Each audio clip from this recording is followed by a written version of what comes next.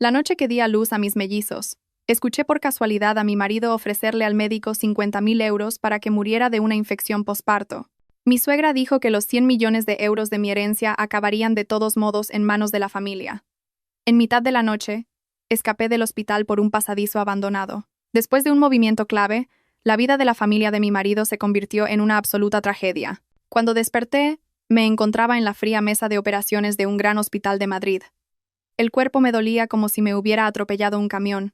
Cada articulación, cada fibra muscular, dolía tanto que un simple suspiro parecía que iba a quebrarme en 1000 pedazos. En medio de esa agonía física, oí a lo lejos el llanto débil de unos recién nacidos, mezclado con el sonido de pasos y el pitido rítmico de las máquinas. Una enfermera me dijo que había tenido un niño y una niña. En ese momento, debería haber estado rebosante de alegría por esas dos pequeñas vidas. Pero en mi interior solo sentía frío, un frío que me subía por la espina dorsal hasta helarme el cerebro.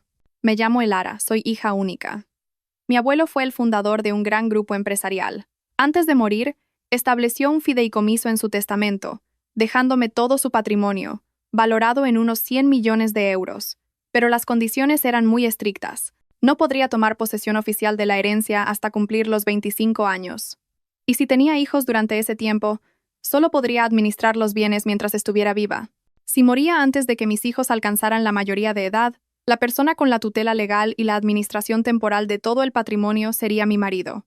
Esa cláusula me la había explicado Héctor, el abogado personal de mi abuelo. Pero en aquel momento, sonreí, convencida de que había encontrado a un hombre decente, que nadie sería capaz de matar a su esposa por dinero, y menos aún al padre de sus propios hijos. Me casé con Damián, un joven empresario hecho a sí mismo. Cuando empezamos a salir, todo el mundo decía que tenía buen ojo, que había encontrado amor y fortuna. Damián era caballeroso, hablaba con suavidad y siempre se mostraba respetuoso con mi abuelo y mi familia. Mi suegra, Genoveva, era igual. Siempre que me veía sonreía. Una hija embarazada lo pasa mal. Tú come, descansa, que de todo se encarga mamá. A veces, incluso preparaba personalmente caldo de pollo casero y me lo llevaba a casa de mis padres, dándomelo de comer mientras me colmaba de halagos. Solo te tengo a ti como nuera, Elara. Te quiero como a una hija. Me lo creí. Me lo creí hasta el punto de ignorar todas las advertencias de Héctor sobre la prudencia que debía tener en un matrimonio ligado a una fortuna tan grande. Esta noche, después de la cesárea de los mellizos, una enfermera me sacó del quirófano. Las luces blancas del techo se alejaban parpadeando tras de mí. Oí vagamente a las enfermeras hablar entre ellas. Llevada la paciente a ese pasillo del fondo primero, el jefe de servicio vendrá a verla en un rato. La camilla traqueteaba al pasar por los desniveles del suelo. El aire frío del climatizador soplaba sobre mí y el olor a antiséptico y a humedad se mezclaba, recordándome al viejo hospital donde mi madre recibió tratamiento años atrás. Cuando la camilla se detuvo, sentí que echaban el freno y una puerta se cerraba. Ya no había el bullicio del quirófano. Aquí solo había una luz amarilla y tenue de unos tubos fluorescentes viejos, que iluminaba un suelo de baldosas antiguas con manchas de agua. Estaba tan cansada que los ojos se me cerraban. Solo quería dormir profundamente. En mi cabeza aún pensaba ingenuamente que Damián y mi suegra, preocupados por el ruido, le habían pedido al médico que me trasladara a un lugar tranquilo para descansar. Pero justo cuando mis párpados estaban a punto de cerrarse, resonaron unos pasos y una voz masculina familiar, intencionadamente baja. Doctor Montenegro, aquí tiene 50.000 euros. Dinero en efectivo, limpio. El resto del trabajo se lo dejo a usted. Me sobresalté. Era la voz de Damián, mi marido. Después de tantos años juntos, era imposible que me equivocara. Otra voz, algo ronca y pausada, respondió. Era el jefe de ginecología, el mismo que acababa de realizarme la cesárea. Señor Damián, esto que me pide es muy arriesgado. Que una paciente desarrolle una sepsis posparto puede considerarse una complicación, pero usted quiere que resulte en una muerte por esas complicaciones, de forma limpia y sin que nadie sospeche. Le digo la verdad, no es ninguna broma. Sentí que las palmas de mis manos se cubrían de un sudor frío. ¿De quién estaban hablando? Intenté tragar saliva, pero tenía la garganta seca como el esparto. Hasta el simple acto de tragar me dolía. Damián lo interrumpió, su voz desprovista de toda ternura, dejando solo un tono frío y calculador. No se preocupe, doctor. La herencia de la familia de mi mujer no es poca cosa. Si todo sale según lo planeado, esos 100 millones de euros acabarán tarde o temprano en mis manos y en las de mi madre. Esto es solo un adelanto. Cuando todo termine, le daré varios millones más como agradecimiento. Mi corazón pareció detenerse. 100 millones de euros, mi mujer, cuando todo termine. Estaban hablando de mí. Sentí como si me hubieran sumergido en un tanque de agua helada hasta quedarme paralizada. La voz del doctor Montenegro se hizo más grave. Pero la ley es clara. Solo cuando su mujer fallezca, usted se convertirá en el tutor legal de los dos niños y en el administrador temporal de los bienes, ¿correcto? Si ella sobrevive, o si más adelante hay una investigación, usted y yo estaremos acabados. De nuevo la voz de Damián, esta vez con un matiz de irritación. El abuelo de mi mujer está muerto, y en su familia ya no queda nadie con poder. Su abogado personal solo sabe de papeles, y los papeles ya dicen lo que dicen. Mi mujer acaba de dar a luz, está débil como un flan. Si contrae una infección y unos días después muere de un shock séptico, ¿quién va a investigar? En este hospital, si usted, doctor Montenegro, dice algo, ¿quién se atrevería a contradecirle? Y si tiene miedo, bajó la voz. Siempre podemos decir que usted no pudo salvarla a tiempo. Yo, como familiar, incluso le daría las gracias. Entonces, oí claramente a mi suegra. Genoveva soltó una risita, su voz cargada de una codicia que nunca antes había percibido. Damián tiene razón, doctor. Cuando termine esto, seremos benefactores mutuos. 100 millones en el fideicomiso. Además de varios pisos en el centro y unos cuantos terrenos, todo llegará a nuestras manos. ¿Cuánto quiere llevarse? Mi hijo y yo no escatimaremos. Si el Ara muere, lloraremos un tiempo y se acabó. Pero si ese dinero cae en sus manos durante mucho tiempo, seré yo la que no duerma por las noches. Las mujeres, cuando se enamoran, se vuelven tontas. Cualquier día le hace caso a su abogado y cambia el testamento, recortando la parte de su marido, y toda la vida de mi hijo habrá sido en vano. Al oír eso, mi mente explotó. Resulta que los abrazos, los caldos de pollo, las palabras de te quiero como a una hija, no eran más que una obra de teatro antes de la caída del telón. Resulta que, desde el principio, nunca fui familia. Solo era el puente para que la fortuna de mi familia pasara a la suya. Intenté mover los dedos, pero mis extremidades estaban flácidas. La incisión de la cesárea me dolía a oleadas. Lágrimas calientes rodaron por mis sienes y empaparon la fría sábana. Quería gritar, levantarme de un salto y señalarles a la cara, insultarlos, pero de mi garganta no salía ni un sonido. «No llores, Elara, no te mueras», me dije a mí misma. «Si muero, mis dos hijos quedarán en manos de esta gente. Les enseñarán que su madre era débil, una loca que abandonó a sus hijos. Todo el sudor y las lágrimas de mi abuelo, de mi madre, caerán en manos de quienes quieren matarme esta noche. No podía permitir que eso sucediera». Los pasos se alejaron lentamente. Probablemente habían vuelto al ascensor. El pasillo volvió a quedar en silencio. Solo se oía el silbido suave del viento colándose por una rendija. En ese silencio, recordé de repente algo que me había dicho una enfermera esa misma tarde. Al final de este pasillo hay una vieja puerta de hierro que antes conectaba con un almacén abandonado. Ahora el hospital la tiene sellada. A veces vamos allí a fumar para que no nos pillen. Hace tiempo que no hay cámaras por esa zona, señora. En ese momento sonreí, pensando que solo estaba cotilleando para pasar el rato. Ahora, esas palabras se habían convertido en el único salvavidas al que podía aferrarme. Apreté los dientes y, reuniendo las pocas fuerzas que me quedaban, me giré lentamente. Un movimiento tan pequeño bastó para que la herida del abdomen se sintiera como si alguien la estuviera desgarrando. Olas de dolor agudo me nublaron la vista. Me mordí el labio con fuerza hasta hacerlo sangrar para que ese dolor me mantuviera despierta, para no desmayarme. Finalmente, logré rodar desde la camilla hasta el frío suelo de baldosas. El golpe sordo de mi cuerpo al caer me hizo contener la respiración por el miedo. Me quedé inmóvil, escuchando. Nadie vino corriendo. Seguramente esta zona estaba realmente desierta. Además, era casi de madrugada. Solté el aire y, lentamente, me apoyé en los codos para empezar a arrastrarme. Cada centímetro que avanzaba, sentía los tubos y las vías rozando mi piel, un dolor punzante y ardiente. La sangre caliente de la incisión goteaba, dejando un rastro en las baldosas. El pasillo era largo e interminable. No me atrevía a levantar la cabeza, solo mantenía la vista fija en el suelo, viendo pasar una a una las viejas baldosas verdosas bajo mis manos. A lo lejos, una luz parpadeaba intermitentemente. El viento que silbaba a través de la puerta de hierro al final del pasillo sonaba como el gemido de una persona. No sé cuánto tiempo me arrastré. A veces, solo quería rendirme, quedarme quieta y dejar que todo terminara. Pero cada vez que pensaba en mis dos hijos recién nacidos en la sala de neonatos, en el rostro amable y anciano de mi abuelo, apretaba los dientes y avanzaba un poco más. Tenía las rodillas y los codos en carne viva, La sangre y los loquios, mezclados con el sudor, creaban un olor metálico y nauseabundo. Finalmente, mi mano tocó algo frío y áspero. Era la vieja puerta de hierro, con la pintura desconchada y oxidada, tal como la había descrito la enfermera. Temblorosa, agarré el pomo y tiré con todas mis fuerzas. La puerta emitió un pequeño chirrido y se abrió lo suficiente para que pudiera deslizarme por la rendija. Sentía que el mundo entero estaba en mi contra. Cada trozo de metal, cada mota de polvo en el aire, se sentía pesadísimo sobre mí. Pero de alguna manera, logré pasar al otro lado. Al otro lado, la oscuridad era total. Un olor a humedad, a óxido y a basura vieja me golpeó directamente en la nariz. Me di la vuelta y entorné la puerta, sin atreverme a cerrarla de golpe por si hacía ruido. En esa penumbra apoyé la espalda en la pared fría, jadeando como si acabara de escalar una montaña. La incisión me dolía tanto que pensé que iba a partirme en dos, pero seguía viva. Levanté la vista. Muy a lo lejos, al final del túnel, había una diminuta franja de luz. Probablemente era el patio trasero del hospital, donde estaban los contenedores de basura, donde los guardias salían a fumar. Esa luz, en ese momento, era para mí como el frágil hilo que sostenía una vida a punto de romperse. «No puedo morir aquí», susurré con voz ronca. «Damián, Genoveva, queréis que muera para robar todo lo que pertenece a mi abuelo y a mis hijos. A partir de ahora, cada aliento que tome será para ajustar cuentas con vosotros».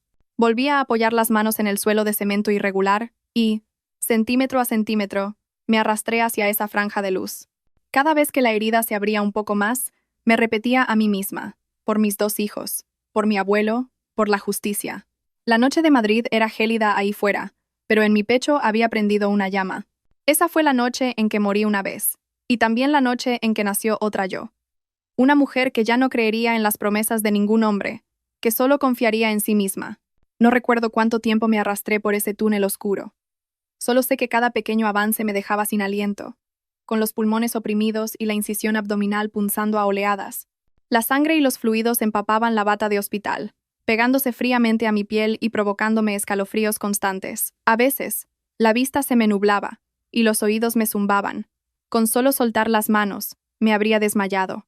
Pero cada vez que la idea de rendirme asomaba, el llanto débil de mis dos hijos en la sala de neonatos resonaba en mis oídos. Entonces, apretaba los dientes y seguía arrastrándome, poco a poco. La luz al final del túnel se hizo más clara. El olor a basura, a humo de tabaco y al viento nocturno se mezclaba en un aroma frío y metálico. Vi la puerta de chapa oxidada que daba al patio trasero del hospital.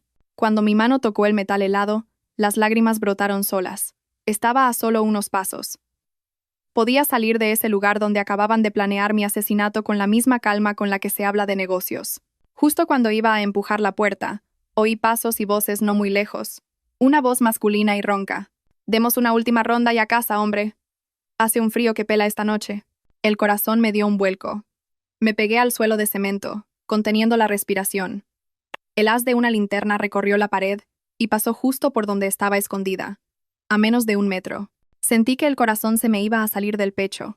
Si en ese momento hubiera movido un solo dedo, me habrían descubierto. Cuando los pasos se alejaron, por fin me atreví a soltar el aire. Todo mi cuerpo temblaba, de frío y de miedo. Esperé un poco más, asegurándome de que no había nadie cerca, y entonces, con todas mis fuerzas, abrí la puerta. La chapa emitió un pequeño quejido.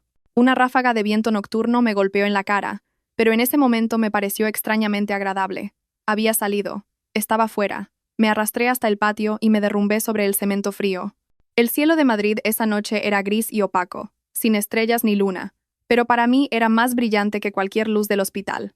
Yacía allí, jadeando, con el pecho subiendo y bajando violentamente. La cabeza me daba vueltas. Todo a mi alrededor se tambaleaba como si fuera a derrumbarse. Pero no podía desmayarme. Si me desmayaba allí, moriría de verdad. La primera persona en la que pensé fue Héctor, el abogado de mi abuelo. Durante todos estos años, él había estado discretamente a mi lado, recordándome cada palabra del testamento, cada cláusula del fideicomiso. En su momento, pensé que era demasiado cauteloso, incluso paranoico. Ahora, solo podía pensar en lo estúpida e ingenua que había sido. Temblando, saqué el móvil del bolsillo de la bata. La pantalla estaba rota por una esquina y la batería apenas llegaba al 20%. Me temblaban tanto las manos que fallé varias veces al marcar su número. El tono de llamada, en medio del silencio de la noche, pareció eterno. Estaba a punto de echarme a llorar, pensando que no contestaría, cuando una voz adormilada sonó al otro lado. «Diga, tío Héctor, soy yo, Elara». Rompí a llorar, incapaz de contenerme más. La voz de Héctor se despertó al instante. «Elara, ¿qué pasa? ¿Dónde estás a estas horas?» «Damián, él y su madre han sobornado a un médico. Quieren matarme con una infección», dije entre jadeos. «Acabo de escapar del hospital. Estoy en el patio trasero». Hubo un silencio de unos segundos al otro lado, y luego la voz de Héctor se volvió grave y firme. «Escúchame con atención, Elara. Bajo ningún concepto vuelvas a entrar. ¿Cerca de qué puerta estás?» «Cerca de la puerta de servicio oeste, donde están los grandes contenedores de basura». «Bien. Ve pegada a la pared hasta esa puerta. Mi gente llegará a recogerte en 15 minutos. Aguanta un poco. Y que no te vea nadie». Al colgar, me sentía casi sin fuerzas. Cada paso hacía que la incisión se tensara, un dolor tan agudo que me mareaba. Tuve que apoyarme en la pared, avanzando a pasitos. El viento nocturno atravesaba la fina bata, y los dientes me castañeteaban por los escalofríos. Mientras caminaba, no dejaba de mirar hacia atrás, imaginando la escena en que Damián y Genoveva descubrieran mi desaparición, el hospital entero revolucionado buscándome. Pensaba en la mirada gélida de Damián hablando con el doctor Montenegro, en la risa codiciosa de Genoveva en el pasillo, y mi corazón se helaba aún más. Cuando estaba a punto de agotarme, con las piernas temblando sin poder sostenerme, vi a lo lejos las luces de un coche. Un monovolumen negro se detuvo cerca de la puerta de servicio. Un hombre de mediana edad se bajó, con una gorra calada, y tras mirar a su alrededor, llamó en voz baja. «¿Señorita Elara?» Asentí débilmente e inmediatamente me desplomé. El hombre corrió a sostenerme y me llevó en brazos hasta el asiento trasero del coche. Solo cuando la puerta se cerró me atreví a soltar un largo suspiro. Las lágrimas seguían brotando, incontrolables. Estaba viva, al menos, por el momento. El coche se perdió en la noche. Me acurruqué en el asiento trasero, temblando de frío y de dolor. Entre sueños oí al hombre llamar a Héctor. «La tengo. Está muy débil. La llevo a un lugar seguro ahora mismo». No sé cuándo me quedé dormida. Cuando volví a abrir los ojos, estaba en una cama limpia, bajo la luz cálida de una lámpara. El olor a antiséptico era muy leve, no tan pesado como en el hospital. A mi lado, en una silla, estaba Héctor, con el rostro lleno de preocupación. «Elara, ¿ya te has despertado?»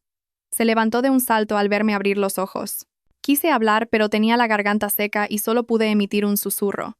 Me acercó rápidamente una pajita para que bebiera agua. El líquido tibio me reconfortó y me ayudó a despejarme un poco. «Este es un apartamento seguro mío. Mi médico de confianza ya ha tratado tu herida. Tienes que quedarte quieta. No te muevas mucho», dijo Héctor con voz grave pero firme. Las lágrimas volvieron a brotar. Mis hijos. ¿Dónde están, tío?», pregunté, presa del pánico. Héctor me miró con una expresión de pesadumbre. «Los niños siguen en la sala de neonatos. He puesto a gente vigilando. Damián y su madre están montando un escándalo porque no te encuentran, pero todavía no han podido acercarse a los bebés». Al oír eso, sentí un alivio momentáneo, seguido de una ansiedad aún mayor. Agarré con fuerza su mano, mi voz temblorosa. «Tío, no puedo morir. No puedo dejar que me quiten a mis hijos». Héctor me apretó la mano suavemente. «Tranquila. Mientras yo viva, no dejaré que se salgan con la suya. Pero tienes que prepararte.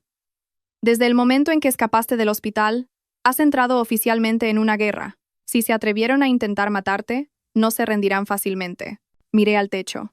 En mi mente, aparecieron el rostro helado de Damián, la sonrisa falsa de Genoveva, y el sonido de sus voces planeando mi muerte como si fuera una mercancía. Un dolor agudo me oprimió el pecho, una mezcla de pena, rabia y odio. «Ya morí una vez», tío, susurré. «A partir de ahora viviré por mis hijos. Y para recuperar todo lo que es mío». Héctor me miró largamente y luego asintió despacio. Afuera, el cielo empezaba a clarear. Sabía que el camino que tenía por delante estaría lleno de tormentas, pero desde el momento en que crucé aquella puerta de chapa oxidada, ya no había vuelta atrás. Permanecí inmóvil en la cama durante 3 días. 3 días que me parecieron un año entero. Cada vez que me movía, la incisión me dolía como si alguien me estuviera cortando la piel con un cuchillo. El médico de confianza de Héctor, un hombre mayor y de pocas palabras, venía a revisarme 2 veces al día. Me cambiaba el vendaje, me ponía inyecciones y me recordaba constantemente que debía mantener la calma. Pero, ¿Cómo iba a estar tranquila cuando mis 2 hijos recién nacidos corrían el riesgo de caer en manos de quienes querían matar a su madre? No tenía permitido salir del apartamento. Todas las ventanas estaban cerradas, las cortinas corridas. La gente de Héctor vigilaba la puerta día y noche. Me quitaron mi teléfono y me dieron otro sin contactos, solo con el número de Héctor.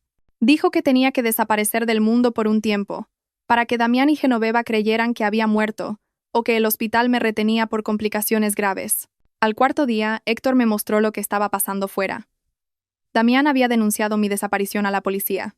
En las redes sociales, nuestras fotos de boda se compartían masivamente junto a mensajes lacrimógenos. Mi mujer desapareció misteriosamente justo después de la cesárea. Mi familia y yo estamos desesperados. Por favor, si alguien tiene información, que nos avise. Debajo, miles de comentarios de compasión, deseándome que estuviera bien y que apareciera pronto. Leer aquello me provocó una mezcla de risa amarga y náuseas. El hombre que la noche anterior negociaba fríamente mi muerte, a la mañana siguiente, interpretaba el papel de marido desconsolado ante miles de personas. Genoveva, por su parte, iba al hospital todos los días. Lloraba a gritos frente a la sala de neonatos, contando que su nuera había desaparecido tras dar a luz, que no sabía si estaba viva o muerta. Suplicaba al hospital que le permitieran cuidar de sus 2 nietos, porque los pobres no tenían a su madre para atenderlos. Yo sabía perfectamente lo que le preocupaba. No le importaba si yo estaba viva o muerta. Solo le preocupaba que, si yo seguía viva, ella no tendría ningún derecho sobre los niños, y por tanto, ningún derecho a tocar mi herencia de 100 millones de euros. Están preparando la solicitud de tutela temporal, me dijo Héctor, con voz grave. Si no te encuentran en un plazo de 7 días, según la solicitud que han presentado, Damián será nombrado tutor legal de los 2 niños. En ese caso, aunque tú reaparecieras, el proceso legal sería muy complicado. Me quedé helada. 7 días. Ya llevaba 4 escondida, lo que significaba que solo quedaban 3. Tío. Le agarré la mano con fuerza. Mi mano delgada temblaba. No puedo permitir que eso suceda. Si Damián consigue la tutela, no sé de lo que sería capaz. Lo sé, Héctor me miró fijamente. Por eso te dije que desde el momento en que saliste del hospital, entraste en un campo de batalla. Pero tienes que recordar una cosa. No podemos actuar por impulsos. Debemos dar cada paso con firmeza, dentro de la ley. Un solo error. Y no solo perderás a tus hijos, sino también tu derecho a vivir. Cerré los ojos. La imagen de Damián en el pasillo del hospital, su voz gélida al entregarle el dinero al doctor Montenegro, se proyectó nítidamente en mi mente. Lo odiaba. Lo odiaba tanto que solo quería salir corriendo, enfrentarme a él y arrancarle esa máscara de hipocresía. Pero entendía que no podía hacerlo. Tenía que vivir, ser inteligente, ser paciente. Al 5.º día, Héctor envió a alguien en secreto al hospital para contactar con una joven enfermera que estaba de guardia la noche que di a luz. Era la misma chica que, sin querer, me había hablado de la puerta de hierro que daba al almacén abandonado. Recordaba que, antes de que me llevaran a ese pasillo apartado, me había mirado largamente con una expresión de compasión. Quizás, ya en ese momento, había intuido que algo no iba bien. Esa noche, mientras estaba medio dormida por los analgésicos, Héctor entró en la habitación. Su rostro estaba tenso, pero en sus ojos brillaba un destello de esperanza. «La hemos encontrado», dijo en voz baja. «La enfermera se llama Clara. Ha aceptado testificar, pero con la condición de que garanticemos la seguridad de su familia». El corazón me latió con fuerza. «¿Ella oyó algo?» «Sí», asintió Héctor. No escuchó la conversación completa, pero lo suficiente para testificar que esa noche hubo una conversación extraña entre Damián, Genoveva y el doctor Montenegro en ese pasillo. Vio claramente cómo Damián le entregaba dinero. Una oleada de calor me subió por el pecho. Estaba feliz y asustada a la vez. Feliz porque por fin alguien más sabía la verdad. Asustada porque entendía que, a partir de ese momento, no solo yo, sino también quienes me apoyaban, estarían en peligro. ¿Y el doctor Montenegro?, pregunté con voz ronca. Se niega a todo, respondió Héctor. Niega haber recibido nada, pero se le nota nervioso. Lleva varios días pidiendo permisos, evitando las guardias importantes. Probablemente empieza a tener miedo. Miré la pared blanca que tenía enfrente, sintiendo un cansancio extremo. Resulta que mi vida pendía de testimonios y pruebas tan frágiles como un hilo. Con que una sola persona se echara atrás, todo podría derrumbarse. El 6.º día, Héctor no dejó que viera a nadie. Incluso el médico habló con él fuera de la habitación. Me quedé sola, mirando al techo, contando las horas que pasaban. Quedaban menos de 24 horas para que Damián obtuviera la tutela temporal de mis hijos. Me lo imaginé entrando en la sala de neonatos, cogiendo a los bebés en brazos con su rostro impasible y frío. Sentí que el corazón se me oprimía hasta dejarme sin aire. Al anochecer, Héctor entró en la habitación, su rostro más tenso que nunca. Elara, hay malas noticias. Mi corazón se hundió. ¿Qué ha pasado? Damián ha solicitado al hospital el traslado de los 2 bebés a una clínica privada, con la excusa de que allí recibirán mejores cuidados. Si el hospital accede, perderemos por completo el acceso a los niños. Casi me levanto de la cama por el pánico. La incisión me dolió tanto que palidecí. ¡No! Tío, no puedes dejar que se lleve a mis hijos. Por favor, te lo suplico. Héctor me sujetó firmemente por los hombros, su voz inusualmente seria. Cálmate. No puedes alterarte ahora. De momento, la solicitud de tutela temporal de Damián no ha sido aprobada por el juez. Legalmente, los niños siguen siendo tuyos. El hospital no puede entregarlos a otra persona sin una orden judicial. Jadeé, las lágrimas brotando sin control. Sabía que Héctor tenía razón, pero no podía evitar el miedo. Si Damián y Genoveva se habían atrevido a sobornar a un médico para matarme, ¿qué no se atreverían a hacer con 2 bebés indefensos? Esa noche no pude dormir. Cada vez que cerraba los ojos, me veía en la camilla, escuchando la voz de Damián planeando mi muerte. Veía a mis 2 pequeños en la sala de neonatos, sus manitas agitándose en el aire, rodeados de sombras oscuras. Me desperté en mitad de la noche, empapada en sudor frío. Al amanecer del 7º día, Héctor entró muy temprano en mi habitación. Llevaba una gruesa carpeta. Prepárate, dijo. Esta mañana el juzgado revisará la solicitud de tutela temporal de Damián. Tenemos que impedirlo hoy mismo. Miré la carpeta que sostenía, sintiendo una mezcla de pánico y determinación. Sabía que si no aparecía, si no daba la cara, todo por lo que había luchado estos días podría desmoronarse en una sola mañana. Tío. Respiré hondo, tratando de controlar el temblor de mi voz. ¿Puedo presentarme? Héctor me miró, dudando por un instante. Todavía estás muy débil. Pero no puedo esconderme para siempre, negué con la cabeza. Me escondí para vivir, no para perder a mis hijos. El silencio se apoderó de la habitación. Un momento después, Héctor asintió lentamente. De acuerdo. Entonces, esta mañana volverás oficialmente. Cada palabra suya pesaba como una piedra. Pero a partir de ese momento te expondrás ante Damián y Genoveva. Tienes que estar preparada para cualquier cosa que pueda pasar. Apreté los puños. La herida del abdomen volvió a doler. Pero en mi interior, algo aún más doloroso se estaba convirtiendo en acero. Sabía que esa mañana sería el punto de inflexión de mi vida. O recuperaba a mis hijos, o me arrastrarían de vuelta al infierno del que acababa de escapar. Esa mañana, me sacaron del apartamento seguro por una salida discreta. Afuera, Madrid estaba gris. Una llovizna fina caía como hilos de seda. La gente de Héctor me cubrió con un abrigo ancho y un sombrero que me tapaba media cara. Sentada en el asiento trasero del coche, me sentía agotada. Cada bache hacía que la incisión me lanzara una punzada aguda como un cuchillo. Pero ese dolor físico no era nada comparado con el miedo a perder a mis hijos. Durante todo el trayecto hasta el juzgado, apenas hablé. En mi mente solo una imagen se repetía. Damián llevándose a mis 2 hijos de la sala de neonatos, con Genoveva detrás, sus ojos brillando con la codicia de quien acaba de encontrar un tesoro. Me mordí el labio y me aferré a la mano de Héctor. Su mano, cálida y firme, era mi último anclaje en medio de la tormenta que se cernía sobre mi vida. Cuando el coche se detuvo frente al juzgado, vi a un grupo de periodistas ya congregados. Levantaban sus cámaras y micrófonos hacia la entrada, cuchicheando. La noticia de la desaparición de la esposa del empresario Damián llevaba días circulando. Respiré hondo. Sabía que en cuanto bajara del coche, la verdadera cara de todos quedaría expuesta a la luz. Héctor bajó primero y me abrió la puerta. Elara, recuerda. No hables mucho. Déjame. A mí me susurró al oído. Asentí. En cuanto mi pie tocó el suelo húmedo por la lluvia, se desató un murmullo, seguido de exclamaciones de asombro. «¡Es ella! ¡Mírala!». Una ráfaga de flashes me cegó. Mantuve la cabeza gacha y seguí de cerca a Héctor hacia el interior. La sala donde se revisaba la solicitud de tutela era pequeña y el ambiente tan denso que me costaba respirar.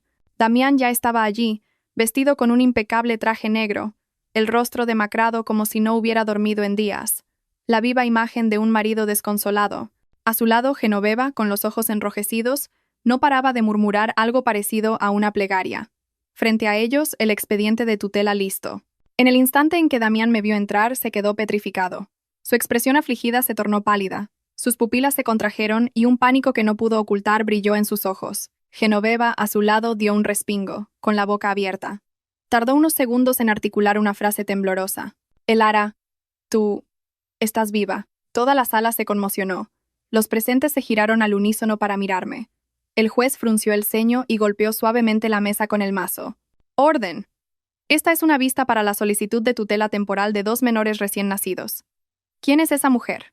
Héctor dio un paso al frente, su voz firme. Señoría, ella es Elara, la madre biológica de los 2 niños sobre los que la otra parte solicita la tutela. No ha desaparecido, y mucho menos ha fallecido, como se ha estado informando. El aire en la sala pareció congelarse. Damián se levantó de un salto, con la voz quebrada. Imposible. Elara, cariño, ¿dónde has estado todos estos días? ¿Por qué no volviste al hospital? Te he buscado por todas partes, dijo mientras se acercaba a mí, con una mezcla de alegría fingida y pánico evidente. Retrocedí por instinto. Mi mano se posó automáticamente sobre mi abdomen, como protegiendo algo frágil. Héctor se interpuso inmediatamente. Damián, quédate donde estás. Mi cliente necesita seguridad, dijo Héctor con frialdad. Genoveva rompió a llorar a gritos, con voz chillona. Dios mío, mi nuera está viva. Todos estos días pensaba que estaba muerta. He llorado hasta quedarme sin lágrimas. Elara, hija, ¿cómo pudiste abandonar así a tus 2 pequeños? La miré, sintiendo una mezcla de dolor y repugnancia. La misma mujer que la noche de mi parto hablaba de mi muerte con una risita, ahora lloraba desconsoladamente ante todos. Apreté los dientes, forzándome a no decir nada. En ese momento, el juez se dirigió a mí, con tono severo. Señorita Elara, ¿es usted? ¿Puede explicar por qué desapareció después de dar a luz y por qué no ha aparecido hasta hoy? Respiré hondo y levanté la vista. Las luces de la sala me escocían en los ojos.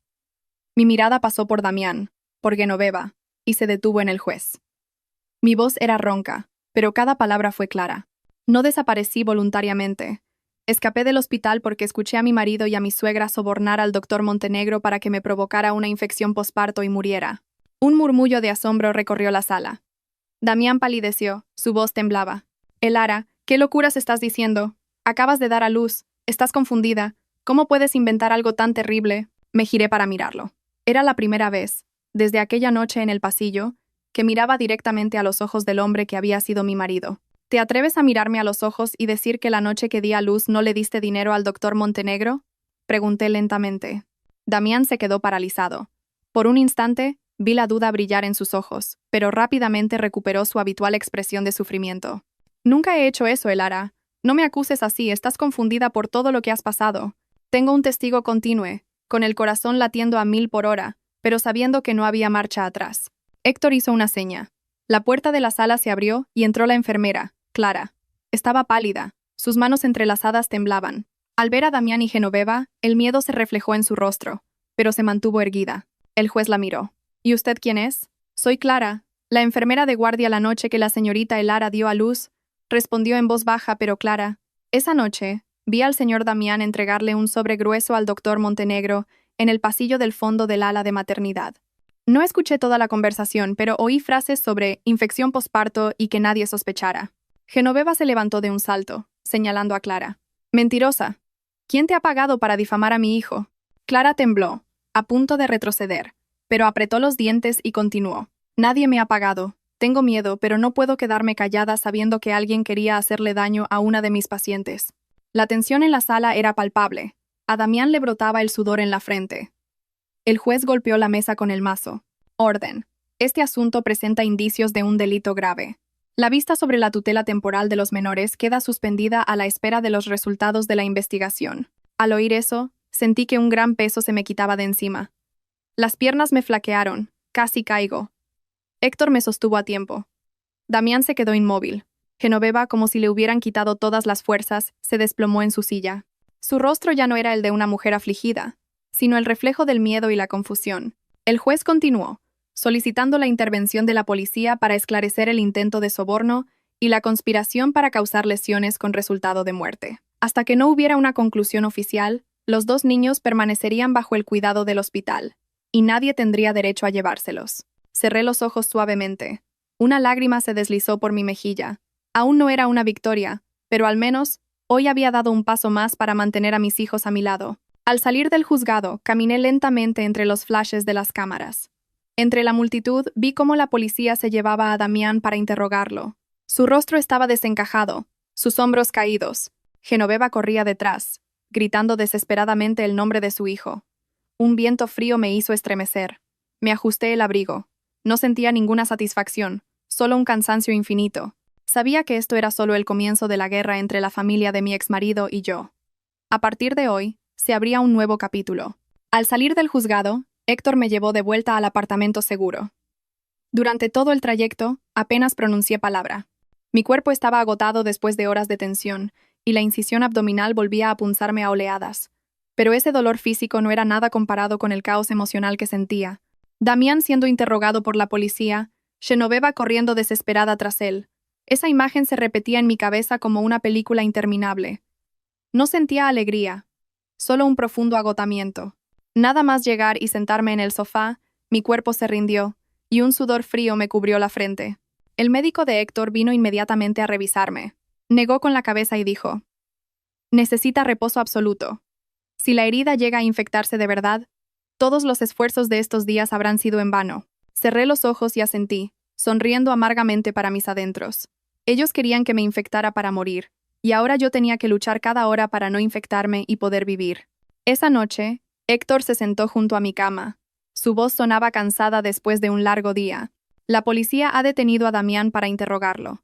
El doctor Montenegro también ha sido citado a declarar. Clara está en un lugar seguro, bajo protección de testigos. De momento puedes estar un poco más tranquila. Abrí los ojos para mirarlo.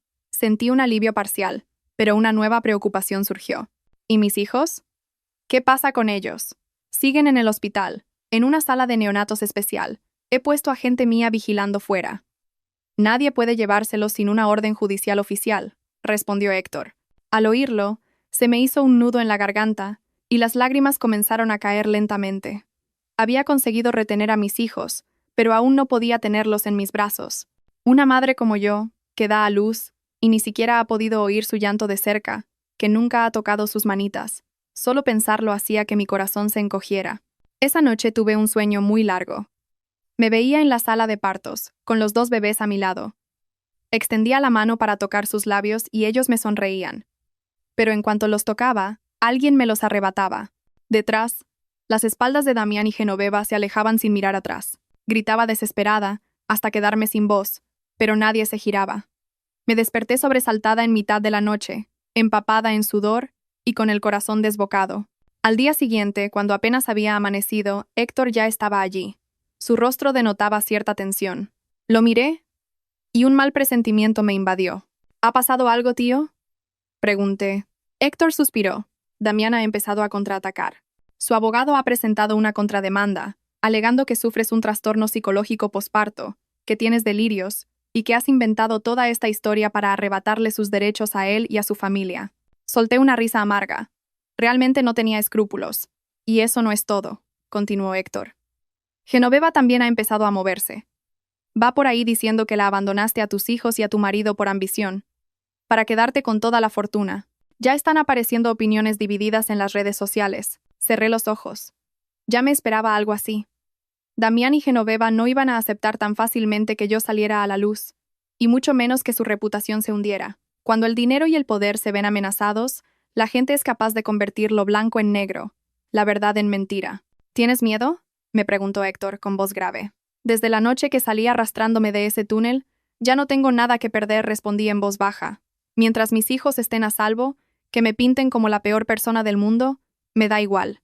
Héctor me miró largamente y asintió levemente. Por la tarde, me mostró una grabación de audio que su gente había conseguido grabar en secreto a otra enfermera del turno de Clara.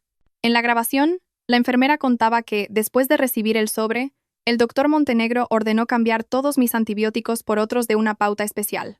Por suerte, como escapé tan pronto, ese protocolo nunca llegó a aplicarse. Escucharlo me heló la sangre. Si hubiera tardado un poco más, probablemente ahora estaría en la morgue. Esta grabación no es suficiente para una condena, pero es una pieza importante del puzzle, dijo Héctor. Tenemos que ir juntando cada pieza. Asentí, sintiéndome aún más decidida. Entendí que esta guerra no era solo por recuperar a mis hijos, sino por recuperar mi vida, mi honor y la justicia para mí misma. Los 2 días siguientes transcurrieron en una tensa calma. Luchaba por recuperarme físicamente mientras me preparaba mentalmente para los contraataques de Damián. Héctor me mantenía al día de cada novedad. A veces, las noticias me dejaban al borde del colapso, pero me obligaba a mantenerme lúcida. No podía derrumbarme ahora. Al tercer día después de la vista, Héctor entró en la habitación con una expresión diferente.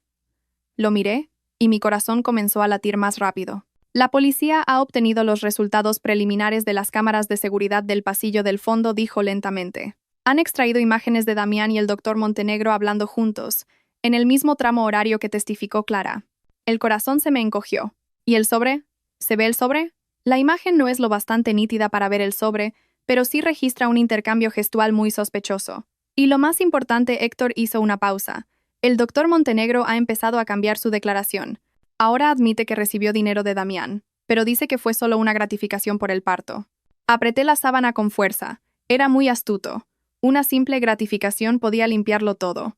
Pero el problema es que la cantidad ascendía a 50.000 euros, dijo Héctor, con voz firme. Una gratificación que excede con creces lo habitual. Y con el testimonio de Clara y la grabación de la otra enfermera, su declaración se vuelve muy difícil de sostener. Cerré los ojos, sintiendo una mezcla de ansiedad y una frágil esperanza. No me atrevía a creer que la justicia llegaría tan rápido, pero al menos la verdad comenzaba a salir a la luz. Esa noche, Héctor se quedó un buen rato a mi lado. Me miró, con una expresión de profunda preocupación. Elara, hay algo para lo que tienes que prepararte. Mi corazón volvió a encogerse. ¿Qué es, tío? Damián ha solicitado la libertad provisional mientras espera la investigación, alegando que debe cuidar de sus 2 hijos pequeños y de su madre anciana. Es muy probable que el juez considere aprobarla. Me incorporé de golpe. La incisión me dolió tanto que palidecí. No pueden dejarlo en libertad ahora. Si está fuera, ni yo ni mis hijos estaremos a salvo. Héctor me puso una mano en el hombro, su voz calmada y firme. Lo entiendo, pero con todo tipo de argumentos legales es muy difícil mantenerlo detenido mucho tiempo sin una conclusión final. Lo que tenemos que hacer ahora es prepararnos para el peor de los casos. Me quedé en silencio. Sabía que tenía razón. Damián no era alguien fácil de acorralar. Una vez en libertad, encontraría cientos de maneras de darle la vuelta a la situación, incluso de vengarse. En la oscuridad de la habitación, miré fijamente al techo, imaginando escenarios aterradores. Pero junto al miedo, una nueva determinación se formaba lentamente. Ya no era la Elara débil que solo creía ciegamente en el amor. Si Damián salía en libertad, yo tampoco me quedaría aquí esperando. Me giré lentamente hacia Héctor. Mi voz era calmada pero firme. Tío, si lo sueltan yo también empezaré a actuar. Me miró, con una expresión de sorpresa. ¿Qué piensas hacer? Apreté los puños, las uñas clavándose en mi piel. No voy a limitarme a defenderme. Voy a recuperar todo lo que él me ha robado, una cosa tras otra. Afuera, la lluvia comenzó a caer con fuerza sobre Madrid. Las gotas golpeaban el cristal como un tambor incesante. Sabía que, a partir de ese momento, la guerra ya no estaría completamente en manos de otros. La noticia de que Damián había sido puesto en libertad provisional me llegó una mañana de lluvia torrencial. Héctor no me lo dijo de inmediato. Caminó por la habitación un buen rato antes de detenerse junto a mi cama. Su voz era grave. Aunque no había hablado, ya me imaginaba el desenlace. La intuición de alguien que acaba de escapar de la muerte me decía que el enemigo no sería arrinconado tan fácilmente. Han puesto a Damián en libertad, ¿verdad, tío? Pregunté yo primero, con una calma sorprendente. Héctor suspiró. Sí, la decisión ha salido esta mañana. Su abogado ha alegado todo tipo de razones, desde su madre anciana y sus hijos pequeños hasta la falta de una conclusión final en la investigación. De momento, puede volver a casa, pero seguirá bajo vigilancia. Cerré los ojos. Inmediatamente, recordé el rostro de Damián cuando la policía se lo llevaba del juzgado. Una mezcla de pánico y resentimiento. Sabía que en cuanto pusiera un pie fuera de la comisaría, lo primero en lo que pensaría no sería en su inocencia, sino en cómo contraatacar. ¿Y qué hay de Genoveva?, pregunté. Sigue en casa, pero estos últimos días no ha parado de reunirse con gente. Está buscando la manera de sacar a su hijo de esta. Las cosas se van a complicar, Elara. Abrí los ojos para mirarlo. Fuera, la lluvia seguía cayendo, las gotas resbalaban por el cristal como lágrimas invisibles. Yo no lloraba. Mis lágrimas se habían secado la noche que me arrastré por aquel túnel oscuro. No te preocupes, tío, estoy preparada, dije en voz baja. Ya no le tengo miedo.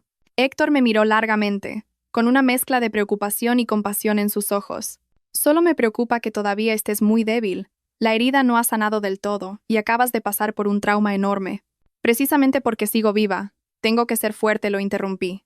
Si soy débil, volverán a devorarme. Esa misma tarde, Héctor comenzó a mostrarme el plan que él y su equipo habían estado preparando en secreto.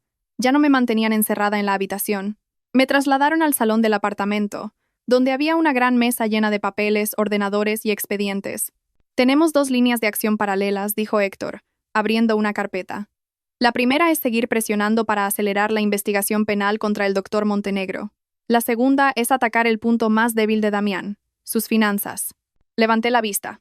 Durante años, Damián ha cultivado la imagen de un empresario hecho a sí mismo, con negocios transparentes, pero en realidad muchos de sus fondos provienen de tu familia, a través de empresas pantalla y movimientos indirectos.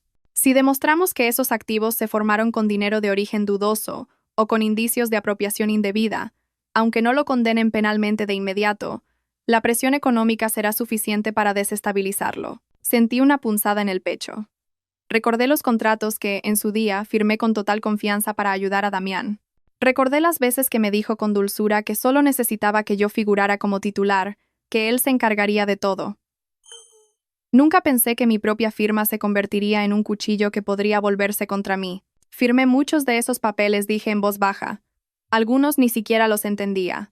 Lo sé, asintió Héctor. Por eso, lo primero que tienes que hacer ahora es recordar con todo detalle cada cantidad, cada firma, cada palabra que Damián te dijo en ese momento. Un solo error, y su abogado contraatacará de inmediato. Esa noche me senté durante horas frente a una montaña de expedientes. Me dolía la cabeza como si me la estuvieran martilleando. Los números y los sellos se repetían hasta marearme. A veces tenía que parar, poner una mano sobre mi abdomen y recuperar el aliento. Cada vez que mi memoria volvía a aquellos años en los que confiaba ciegamente en Damián, sentía un dolor agudo, como si alguien me estrujara el corazón. Cerca de la medianoche, cuando estaba casi agotada, Héctor me trajo un vaso de leche caliente. Descansa un poco, no te fuerces tanto. Negué con la cabeza. No me atrevo a descansar. En cuanto cierro los ojos, pienso en mis 2 hijos. Al mencionar a los niños, se me hizo un nudo en la garganta. Llevaba casi 10 días sin verlos. Cada vez que le pedía a Héctor que me dejara ir al hospital, él negaba. Decía que era demasiado peligroso, que con Damián recién liberado, cada uno de mis movimientos podría estar siendo vigilado. Si me veían en el hospital, descubrirían inmediatamente mi escondite. Pero, ¿cómo puede una madre soportar saber que sus hijos están a solo unos kilómetros y no poder tocarlos? Esa noche apenas dormí. A la mañana siguiente, la gente de Héctor informó de algo que me hundió el ánimo. Damián había aparecido ante los medios. Organizó una pequeña rueda de prensa en su empresa, con el rostro demacrado y la voz ronca. Dijo que su mujer lo había malinterpretado, que yo sufría síntomas de depresión posparto y que mi estado mental inestable me había llevado a hacer acusaciones infundadas. Incluso pidió a la gente que no dañara el honor de un hombre que acababa de perder a su esposa y ahora tenía que sacar adelante a su familia. Está reconstruyendo su imagen de víctima, dijo Héctor mientras me mostraba el vídeo. Una vez que la opinión pública se confunda, la investigación sufrirá mucha presión. Miré la imagen de Damián en la pantalla. Aquel hombre era un actor consumado. Si no hubiera escuchado personalmente su conversación en el pasillo del hospital, hasta yo misma habría creído que era un marido digno de compasión. ¿Y qué hay de Genoveva?, pregunté. Va por todas partes, llorando y contando que abandonaste a tus hijos y a tu marido por dinero, respondió Héctor. Solté una risa seca. Realmente no se cansaban. Ese mediodía, mientras revisaba un viejo contrato, sonó el teléfono de Héctor. Estuvo hablando un buen rato, su rostro ensombreciéndose por momentos. Cuando colgó, me miró con una expresión de pesadumbre. Damián acaba de enviar una carta a vuestro antiguo apartamento. En ella dice que quiere verte, que es por los niños. El corazón me dio un vuelco. ¿Quiere verme? Sí, y no solo eso, dijo Héctor lentamente. Amenaza con que si no apareces, utilizará todos los medios legales para quitarte por completo la patria potestad. Un escalofrío me recorrió la espalda. Sabía que este era el verdadero ataque de Damián. Ya no me atacaba a mí, sino a mi punto más débil. Mis 2 hijos. Apreté los puños. El miedo duró apenas un instante, rápidamente reemplazado por algo mucho más fuerte: la indignación. Un hombre que se atreve a contratar a alguien para matar a su esposa, ahora se atreve a usar a sus propios hijos recién nacidos como rehenes. Levanté la vista hacia Héctor, mi voz sorprendentemente tranquila. Voy a verlo. Héctor se quedó perplejo. ¿Qué dices? Voy a verlo una vez. Pero a mi manera, dije lentamente. No puedo seguir escondiéndome. Si él me ha puesto un cuchillo en el cuello usando a mis hijos, yo le obligaré a bajarlo. Es muy peligroso, negó Héctor. Damián ya no es el hombre que conocías. Precisamente por eso tengo que enfrentarme a él, lo miré. Mi determinación inquebrantable. Pero no iré sola. En la silenciosa habitación, la lluvia afuera comenzó a caer con más fuerza. Sabía que, a partir de ese momento, la batalla ya no sería solo un juego de ingenio sobre papel. Damián había pasado al ataque frontal y yo, aunque mi cuerpo aún no se había recuperado, no podía seguir siendo una simple pieza en el tablero. El encuentro era inevitable, y presentía que sería el punto de inflexión definitivo. Después de decirle a Héctor que me encontraría con Damián, apenas pude dormir. Mi cuerpo estaba agotado y la herida seguía doliendo, pero mi mente estaba inusualmente despierta. Me quedé mirando el techo, respirando lentamente, para mantener la calma. Sabía que un solo paso en falso podría devolverme a mí y a mis hijos a las manos del hombre que había intentado matarme. A la mañana siguiente, Héctor entró muy temprano. En su mano sostenía mi antiguo teléfono. Lo dejó sobre la mesa. Me miró largamente y dijo: Damián te ha estado enviando mensajes toda la noche. El contenido es siempre el mismo. Necesito verte por los niños. Miré el teléfono, sintiendo un frío glacial. Aquel hombre sabía perfectamente que no podía ignorar una mención a mis hijos. Usaba lo más sagrado de mi vida para forzarme a salir. ¿Sigues decidida?, preguntó Héctor. No he cambiado de opinión, respondí. Pero no me reuniré con él como él quiere. Héctor asintió. Él también entendía que este era un movimiento inevitable. Ese mediodía Damián envió otro mensaje. Esta vez su tono ya no era suave. Si no apareces, presentaré una solicitud de urgencia para trasladar a los niños a una clínica privada. Entonces no volverás a verlos nunca más. Al leerlo, me temblaron las manos de rabia. Tal como sospechaba, en cuanto se quitó la máscara de víctima ante los medios, reveló su verdadera naturaleza. A Damián no le importaban los niños, solo le importaba el control. Bien, dije en voz baja. Iré a verlo. Héctor guardó silencio un momento. Solo te reunirás con él en un lugar público, con mi gente vigilando desde fuera. Absolutamente prohibido estar a solas con él en un espacio cerrado. Asentí. Lo entendía. La cita se fijó para la tarde siguiente en una gran cafetería en el centro de la ciudad, un lugar siempre lleno de gente. Damián eligió ese sitio para crear una sensación de seguridad, pero yo sabía que detrás de esa seguridad habría todo tipo de miradas vigilantes. El día de la cita, la gente de Héctor me llevó media hora antes. Me senté en una mesa apartada, con un sombrero que me cubría media cara, tratando de mantener la respiración calmada. Era la primera vez en días que salía del apartamento seguro. Estar sentada en medio de una calle concurrida hacía que mi corazón latiera con fuerza. Sabía que en cuanto Damián me viera, la guerra entraría en una nueva fase, más directa y peligrosa. Damián llegó puntual. Entró en la cafetería con aspecto cansado, con unas ojeras muy marcadas, pero vestido con un traje impecable. Cuando su mirada se cruzó con la mía, vi que se detuvo un instante. Luego se acercó y se sentó frente a mí, incapaz de ocultar la tensión en su rostro. Has adelgazado mucho. Elara dijo, intentando sonar amable. No hace falta que finjas más. Damián lo miré directamente. Ambos sabemos por qué estamos aquí. Damián esbozó una sonrisa, pero era una sonrisa gélida. Realmente has cambiado. Antes nunca me mirabas así. Antes tampoco imaginaba que serías capaz de contratar a alguien para matar a tu propia esposa, dije lentamente. El rostro de Damián cambió. Miró rápidamente a su alrededor y bajó la voz. No deberíamos hablar de eso aquí. Yo tampoco quiero hablar de eso, respondí. Solo quiero que entiendas una cosa. No toques a mis hijos.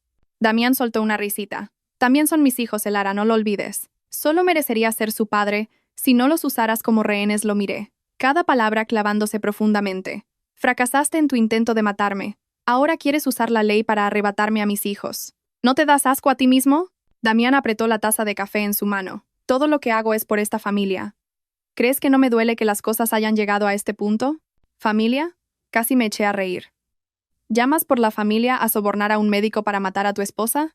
Damián guardó silencio. Un momento después, levantó la vista, su mirada ya sin disimulos. Elara, no quiero enfrentarme a ti, pero no me obligues a tomar el camino más desagradable.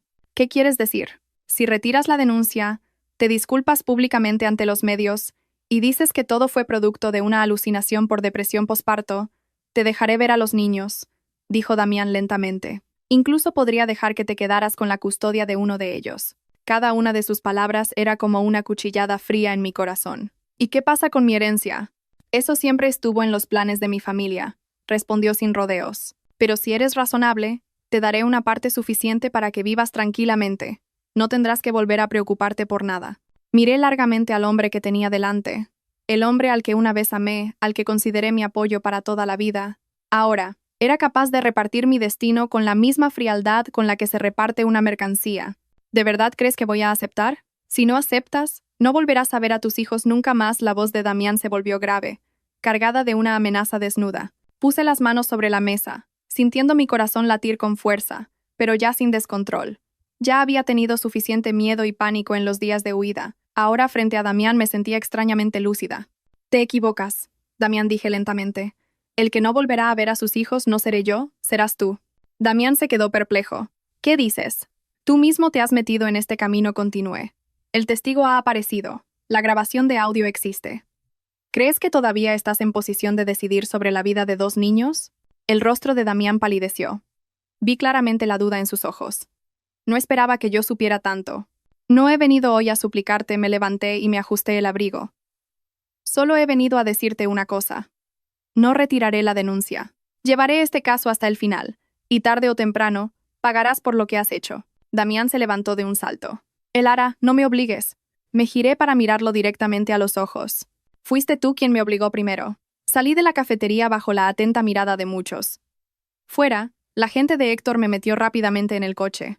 Mientras nos alejábamos, miré hacia atrás por última vez. A través del cristal, vi a Damián todavía de pie en la puerta de la cafetería, su rostro ensombrecido por el atardecer. De vuelta me recliné en el asiento, exhausta. El encuentro no había sido fácil, pero me había ayudado a ver más claramente que nunca la verdadera cara del hombre que fue mi marido. Damián ya no tenía escapatoria, y yo tampoco. El teléfono de Héctor sonó de repente. Tras una breve conversación, se giró hacia mí, con expresión seria. Damián acaba de presentar una nueva solicitud al juzgado. Pide el traspaso urgente de la custodia temporal de los niños, alegando que no estás en condiciones de salud ni mentales para cuidarlos. Cerré los ojos. Un nuevo enfrentamiento había comenzado, más rápido de lo que esperaba. Pero esta vez, ya no estaba sola en la oscuridad. Había salido a la luz, me había enfrentado a él, y sabía que no podía dar marcha atrás. Que la presente, dije en voz baja. A partir de ahora, no me limitaré a defenderme. El coche giró hacia la calle que llevaba al apartamento seguro.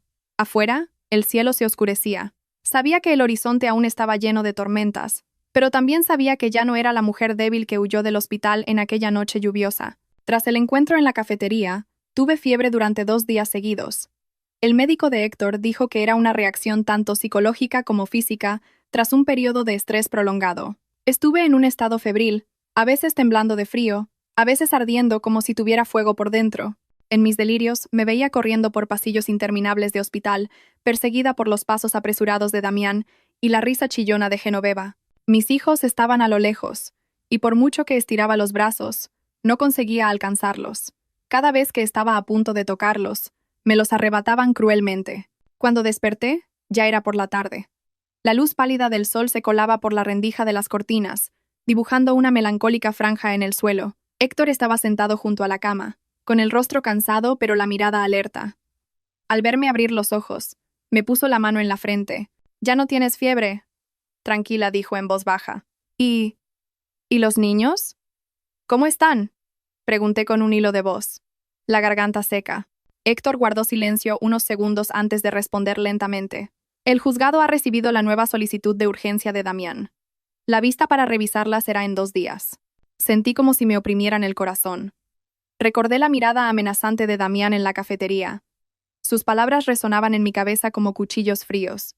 No bromeaba. Realmente quería arrebatarme por completo mi derecho a ser madre. «Tendré que volver a presentarme, ¿verdad?» «No solo eso», dijo Héctor, su voz aún más grave. «Esta vez, tendrás que demostrar que estás en plenas facultades, tanto físicas como mentales, para criar a tus hijos. Damián atacará tu punto más débil, el hecho de que acabas de sufrir un trauma y una operación». Cerré los ojos. Sabía que en esta guerra no dudarían en hurgar en mis heridas aún sangrantes para ganar ventaja. Los 2 días siguientes, me exigieron que caminara más. El médico se negó a que permaneciera en cama demasiado tiempo. Cada vez que me levantaba, la incisión se tensaba dolorosamente y el sudor me empapaba la espalda. A veces, el dolor era tan intenso que tenía que agarrarme a la cama, apretando los dientes para no gritar. Pero no me permití parar. Tenía que ponerme de pie. Tenía que caminar. Solo así podría sostener a mis hijos. Solo así podría demostrar ante el juez que no era la mujer débil y descontrolada que Damián intentaba pintar. La noche antes de la vista, Héctor trajo un expediente aún más grueso. Contenía mi historial médico completo, desde el embarazo hasta mi huida del hospital, junto con la declaración detallada de Clara, la grabación de la otra enfermera y extractos adicionales de las cámaras de seguridad. Mañana será un día muy duro, dijo, poniendo todo sobre la mesa. Tienes que recordar cada detalle, cada fecha. El abogado de Damián no dejará pasar ni el más mínimo resquicio. Asentí. Ya no sentía el miedo de antes. Lo que sentía era una fría determinación. No podía permitirme caer justo a las puertas de la victoria. A la mañana siguiente, el cielo de Madrid estaba gris y pesado. Me llevaron al juzgado con una seguridad aún más discreta que la vez anterior. Al bajar del coche vi a Damián ya en la puerta, junto a Genoveva y dos abogados. Su mirada ya no era de pánico, como en la cafetería, sino de una fría y forzada confianza. Genoveva me miró fijamente, con una expresión que parecía querer despellejarme. En la sala la tensión era aún mayor que la primera vez. El juez leyó la solicitud de urgencia de Damián. Me acusaba de no tener la capacidad mental ni física para cuidar de recién nacidos, de haber abandonado el hospital por voluntad propia, poniendo en riesgo mi propia salud y, por extensión, abandonando a mis hijos. Cuando el abogado de Damián se levantó, cada una de sus palabras fue como una aguja clavándose en mí. Me describió como una mujer con un grave cuadro de pánico y depresión posparto, inestable y sin la lucidez necesaria para ser madre. Incluso presentaron fotos mías de los días que tuve fiebre, con el rostro pálido y agotado, como prueba. Permanecí en silencio, con las manos sobre las rodillas. No temblaba, pero cada palabra que decían me oprimía el corazón. Cuando le tocó el turno a Héctor, su voz no era alta, pero sí firme y clara. Relató de nuevo todo lo sucedido, desde la noche del parto hasta la primera vista. Presentó las pruebas de que mi vida había estado en peligro en el hospital. Subrayó que mi huida fue un acto de autodefensa ante una amenaza real, no un abandono. Luego, pidió al juez que me permitiera hablar. Al levantarme, sentí un ligero temblor en las piernas, pero avancé. Hice una reverencia al tribunal y levanté la vista. La luz del techo me cegaba un poco, pero miré directamente al frente. No niego que estaba muy débil después del parto, dije. Tampoco oculto que sentí un miedo y un pánico extremos en esos momentos, pero ni por un segundo abandoné a mis hijos. Me giré para mirar a Damián. La razón por la que abandoné el hospital fue porque escuché a mi propio marido contratar a alguien para matarme. Si no hubiera escapado esa noche, ahora mismo estarían debatiendo quién obtendría la custodia de dos huérfanos de madre. Hubo un murmullo en la sala. Genoveva intentó levantarse, pero su abogado la detuvo. Mi única ambición es criar a mis hijos, continué, mi voz más firme. Puede que mi cuerpo esté débil por un tiempo, pero mi amor por ellos nunca lo estará. El tribunal se retiró a deliberar. Me senté, con las palmas de las manos empapadas en sudor. Héctor me puso una mano en el hombro, transmitiéndome calma con un suave apretón. Sabía que él también estaba esperando, no menos tenso que yo.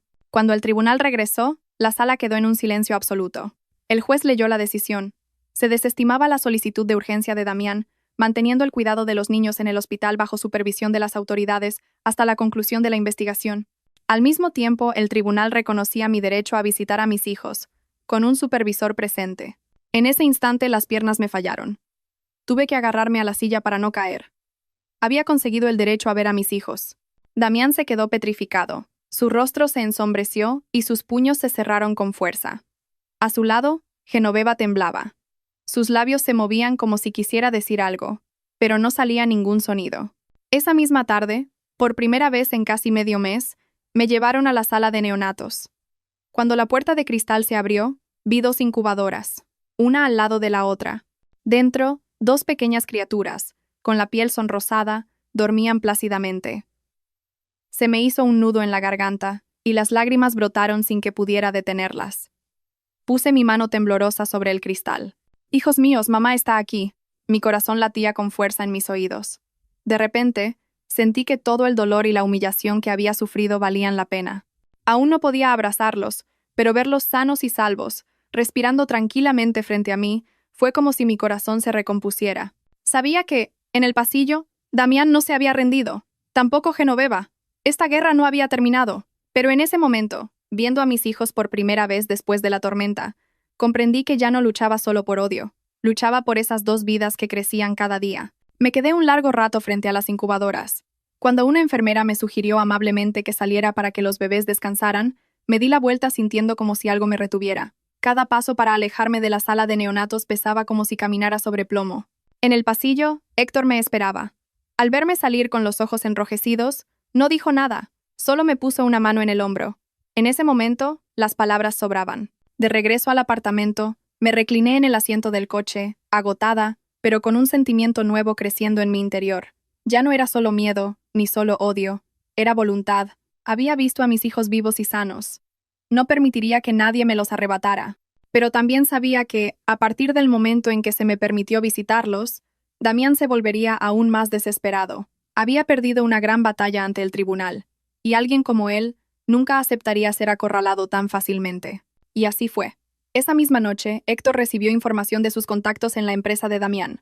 Damián había convocado una reunión secreta con sus accionistas de confianza. No pudieron grabar toda la conversación, pero una frase se escuchó claramente. Si la vía legal no la tumba, tendremos que atacarla económicamente. Entonces, no le quedará más remedio que rendirse. Cuando Héctor me lo contó, me quedé en silencio un buen rato. Conocía a Damián demasiado bien. Cuanto más presionado se sentía, más cruel se volvía. Si la ley no podía doblegarme, usaría el dinero y el poder. Quiere atacar las empresas que están a tu nombre, dijo Héctor, con voz calmada. Esas participaciones que firmaste para ayudarle. Si provoca una crisis financiera, te dejará en una posición muy vulnerable. Apreté las manos, volvieron a mi mente todos los contratos que había firmado durante nuestro matrimonio. Confiaba tanto en él que nunca leía la letra pequeña, siempre pensando que mi marido jamás me haría daño. Ahora entendía que esas firmas eran las cuerdas con las que él me había estado atando poco a poco. Ya hemos revisado todo, continuó Héctor.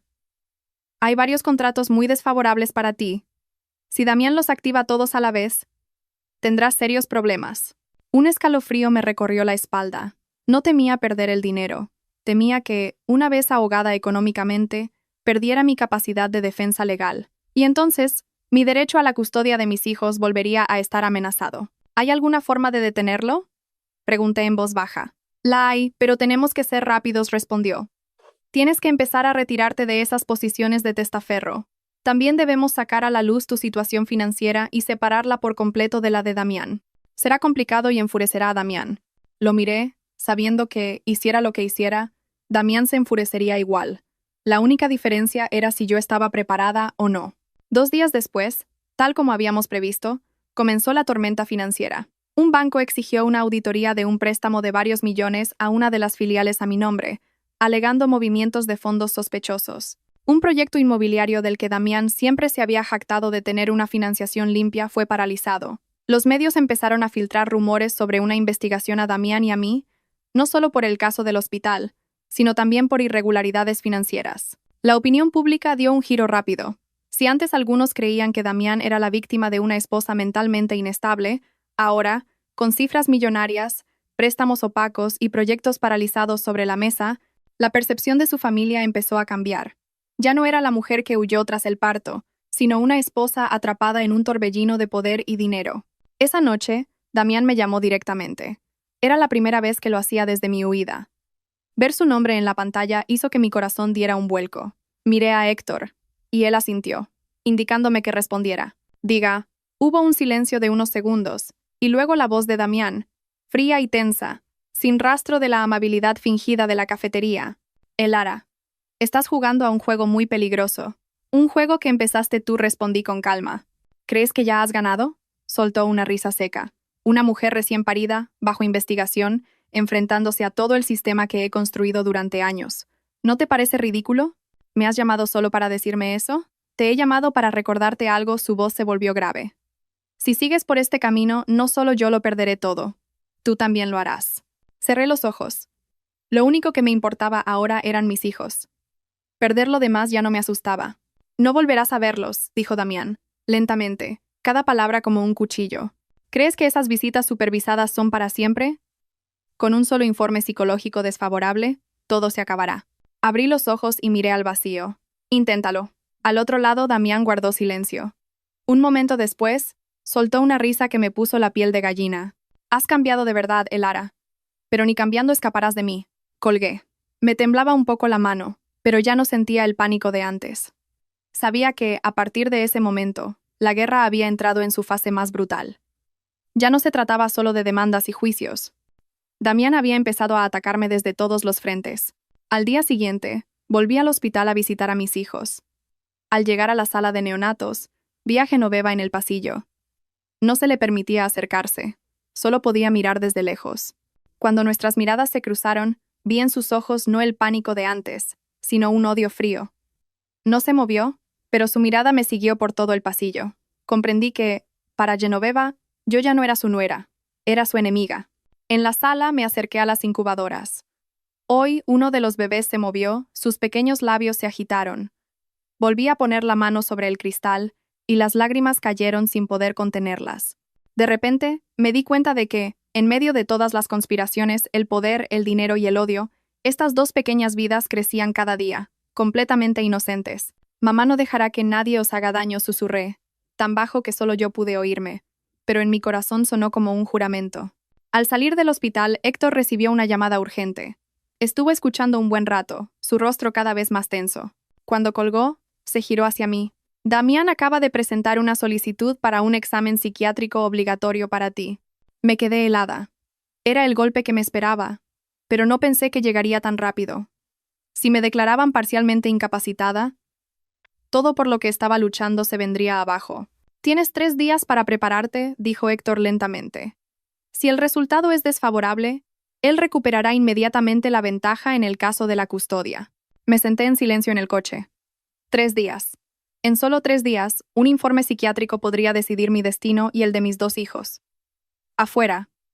Madrid seguía con su bullicio habitual.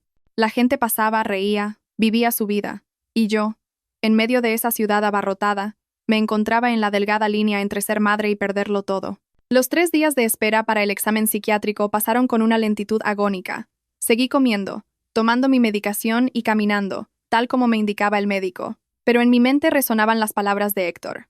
Con un solo resultado desfavorable, todo se dará la vuelta. Sabía que Damián no necesitaba que yo estuviera realmente mal. Le bastaba con un informe ambiguo que hiciera dudar al juez de mi capacidad como madre. La noche antes del examen me senté sola en la habitación durante mucho tiempo. Afuera lloviznaba, un frío húmedo y triste. Recordé la imagen de mis hijos en las incubadoras, sus pequeños labios temblando como si buscaran calor. Puse una mano sobre mi abdomen, donde la cicatriz todavía dolía. Esas 2 vidas habían estado dentro de mí. Cada latido de mi corazón había alimentado el suyo. Si a estas alturas permitía que me arrebataran el derecho a ser su madre, nunca me lo perdonaría. Héctor entró tarde en la habitación. Se sentó frente a mí. Su mirada era tranquila, pero la preocupación era evidente en las arrugas de su frente. Mañana te examinarán en el Hospital Psiquiátrico Central. El equipo de Damián ya ha gestionado todos los trámites, dijo. ¿Puedo elegir al médico? No. El comité evaluador lo designa el tribunal. Pero no te preocupes, ya les he enviado tu historial médico completo. Hizo una pausa. Lo más importante es que estés muy tranquila. No dejes que te vean alterada. Asentí. Sé que están esperando a que cometa un error. Héctor me miró fijamente y luego añadió en voz baja. Elara, tengo que ser sincero contigo. Damián ha intentado contactar a un miembro del comité. Mi corazón se hundió. ¿Crees que el resultado puede estar amañado? No puedo asegurarlo, respondió con franqueza. Pero precisamente por eso, mañana tienes que estar extremadamente lúcida. No llores. No te enfades. No muestres ninguna señal de descontrol. Apreté las manos sobre mis rodillas. Lo haré. A la mañana siguiente me llevaron muy temprano al hospital.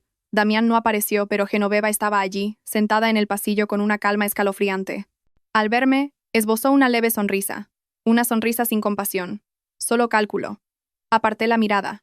Temía que, si la miraba un segundo más, no podría contener mi rabia. La evaluación duró casi 3 horas. Me hicieron preguntas sobre mi estado de salud, mi sueño, mis emociones posparto, el miedo que sentía al escapar del hospital y mi relación con Damián. Algunas preguntas eran normales, pero otras eran trampas evidentes. Cuando escuchó que su marido quería matarla, ¿sintió que tenía alucinaciones? ¿Alguna vez ha pensado que todo el mundo a su alrededor quiere hacerle daño? ¿Pierde a menudo el control de sus emociones? Respiré hondo y respondí lentamente, palabra por palabra. No evité la verdad, pero tampoco dejé que mis emociones me dominaran. Sentí miedo porque me enfrentaba a un peligro real, no porque alucinara con algo inexistente. Cuando escapé del hospital, no perdí el control. Tomé la única decisión posible para salvar mi vida. Después del parto, he estado cansada, dolorida y asustada, pero siempre he sido plenamente consciente de lo que hacía y por qué lo hacía. A veces, veía a uno de los médicos mirar de reojo a su colega, con una expresión indescifrable. Sabía que cada una de mis respuestas estaba siendo analizada con la misma frialdad que un contrato. Cuando la sesión terminó, salí al pasillo sintiéndome completamente agotada. Un cansancio peor que el de la noche de mi huida. Era el agotamiento de usar toda la razón para evitar que el corazón se rompiera. Genoveva seguía allí. Al verme salir, se levantó y me miró fijamente. ¿Y bien?, preguntó lentamente. Usted no tiene derecho a saber el resultado, respondí. Ella sonrió con un aire de superioridad. Ya me enteraré. No hace falta que lo ocultes. La miré directamente a los ojos. ¿Tanto desea que esté loca? Solo deseo que mis nietos tengan un padre lo suficientemente cuerdo para criarlos, dijo, bajando la voz. Tú llevas mucho tiempo inestable, solo que ahora la gente empieza a darse cuenta. No discutí más. Con alguien como ella, las palabras no tenían valor. Solo el poder y los informes oficiales importaban. Esa tarde me permitieron visitar a mis hijos. Pero esta vez, por primera vez, una enfermera me dejó lavarme las manos, ponerme una bata estéril y sostener a uno de los bebés en brazos, bajo estricta supervisión. En el momento en que lo pusieron en mi regazo, me quedé rígida.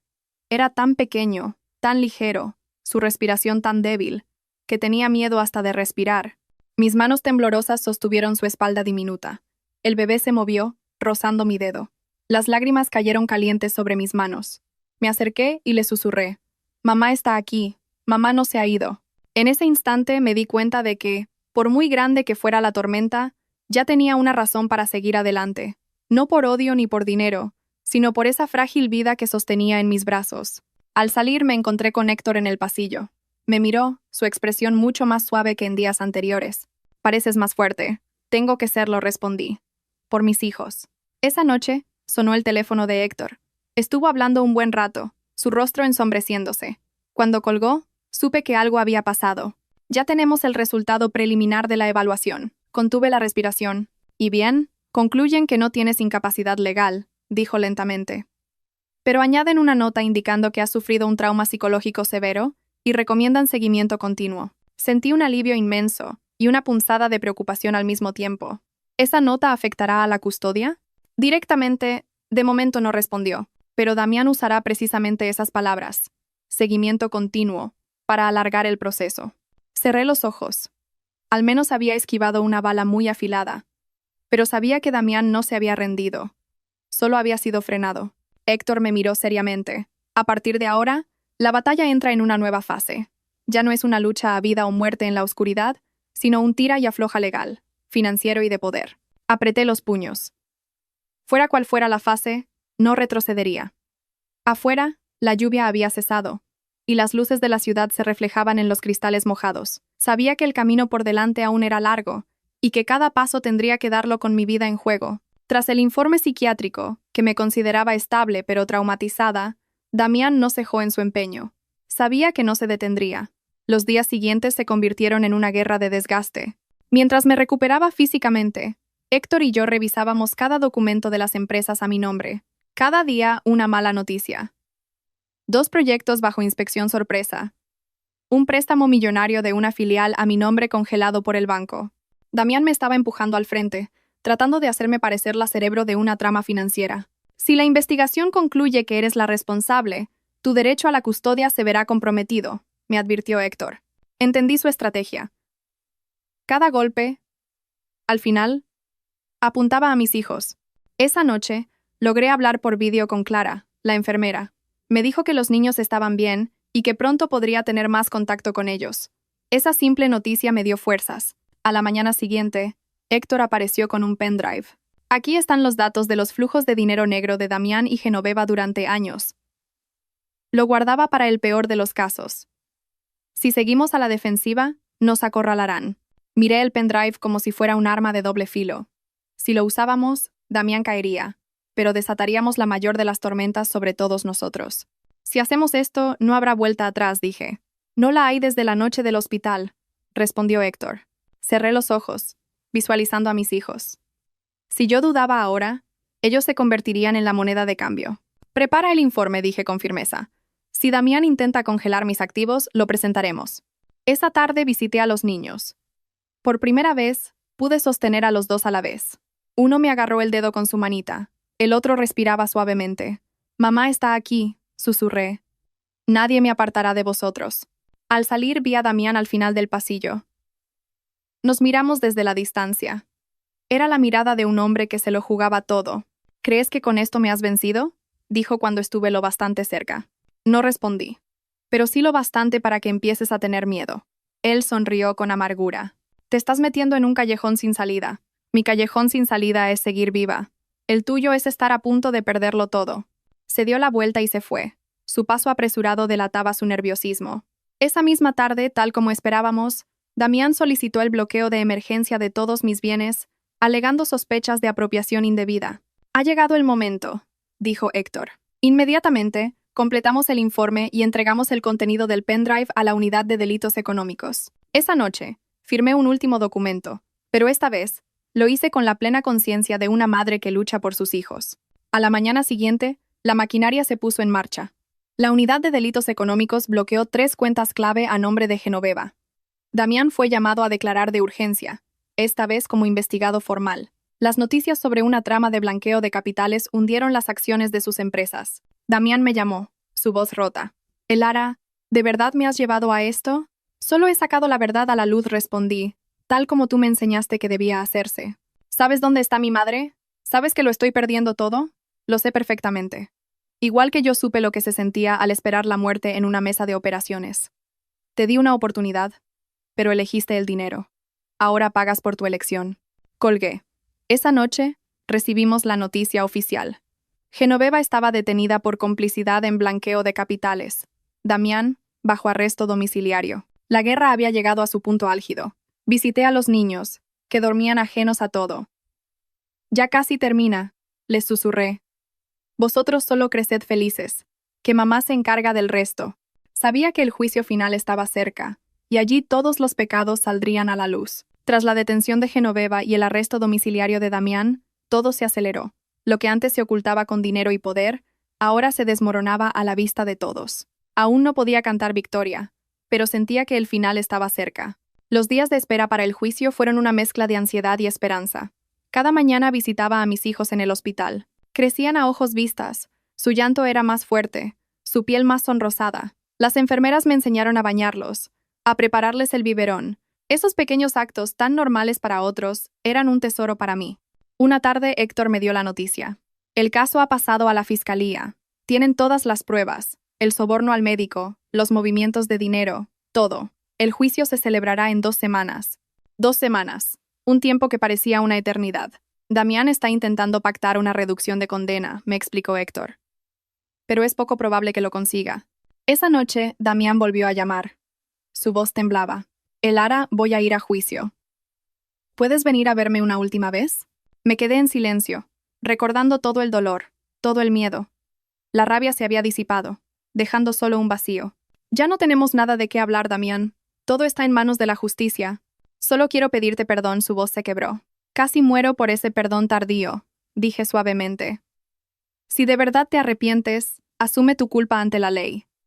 Es lo único que puedes hacer por nuestros hijos». Colgué.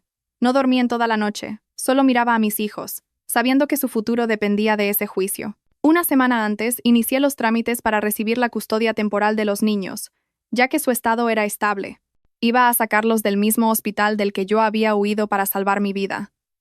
«Todo está a punto de terminar», me dije. «O la luz, o una herida que nunca sanaría». El día del juicio, el cielo de Madrid estaba gris y pesado. Sostuve a mis hijos en brazos por última vez antes de dejarlos con una enfermera. Eran tan pequeños, tan frágiles. Les di un beso en la frente y entré en la sala. Damián entró después, escoltado. Estaba demacrado, sin rastro del hombre poderoso que fue. Genoveva detrás caminaba encorvada. Los miré brevemente, sin odio, solo con una fría tristeza. El fiscal leyó los cargos. Intento de asesinato, soborno, blanqueo de capitales, encubrimiento. Las pruebas eran abrumadoras. Cuando le dieron la última palabra, Damián se levantó. Me miró fijamente y luego bajó la cabeza. «Me equivoqué. Por ambición, por ceguera, lo perdí todo. Acepto mi culpa». La sentencia se dictó esa misma tarde. Damián fue condenado a una larga pena de prisión por todos sus delitos. Genoveva también recibió una condena como cómplice. El doctor Montenegro fue inhabilitado de por vida y condenado a prisión. Cuando el mazo del juez cayó, cerré los ojos. Todas las deudas estaban saldadas. Tras el juicio, se me concedió la custodia plena y exclusiva de mis hijos. Cuando Héctor me entregó la sentencia, mis manos temblaban. Había esperado ese momento con mi vida. Una semana después, saqué a mis hijos del hospital. El sol brillaba. La luz iluminaba sus rostros, tan puros como el rocío de la mañana. Empujé el carrito fuera del hospital, cada paso más firme que el anterior. Los llevé a una nueva casa, sin olor a desinfectante, sin pasillos fríos, solo el llanto de un bebé, el viento en las ventanas y el sol cada mañana. A veces, por la noche, cuando duermen, me siento sola en el salón y pienso en todo lo que ha pasado. Ya no lloro. Las heridas siguen ahí, pero he sobrevivido, y mis hijos están a salvo. Pongo una mano sobre sus pequeños pechos. No tengo nada más que a vosotros, les susurro. Pero teniéndoos a vosotros, ya no temo ninguna tormenta. Afuera, la ciudad sigue su ritmo. Y dentro de mi pequeña casa, una nueva vida. En silencio, ha comenzado. Y esta vez, camino hacia la luz.